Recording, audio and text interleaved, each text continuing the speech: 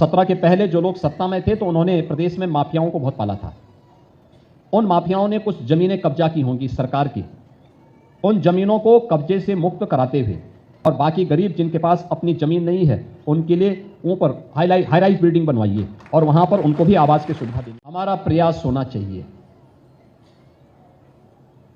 17 के पहले जो लोग सत्ता में थे तो उन्होंने प्रदेश में माफियाओं को बहुत पाला था।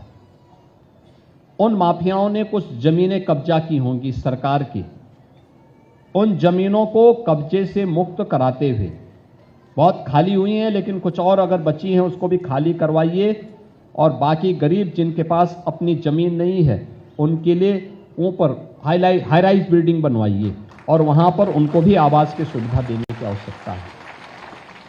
गरीबों को भी मिले।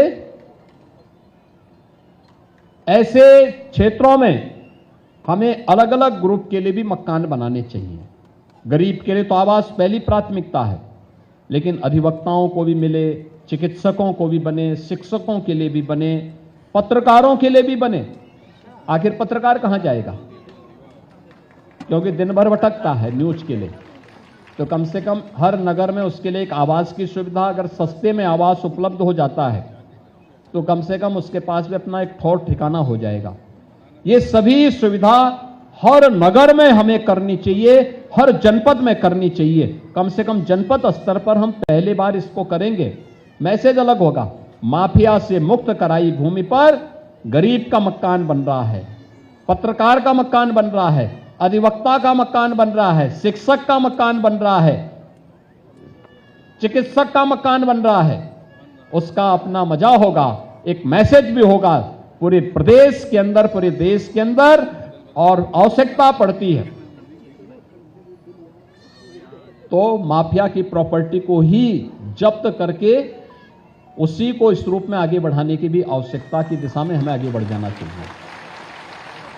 क्योंकि जिन्होंने शोषण किया है उस शोषण को ब्याज सहित अब वापस करने का ये समय आ गया है और मुझे पूरा विश्वास है कि हम लोग इसके माध्यम से प्रदेश को और मजबूती के साथ आगे बढ़ाने में हमें मदद मिलेगी।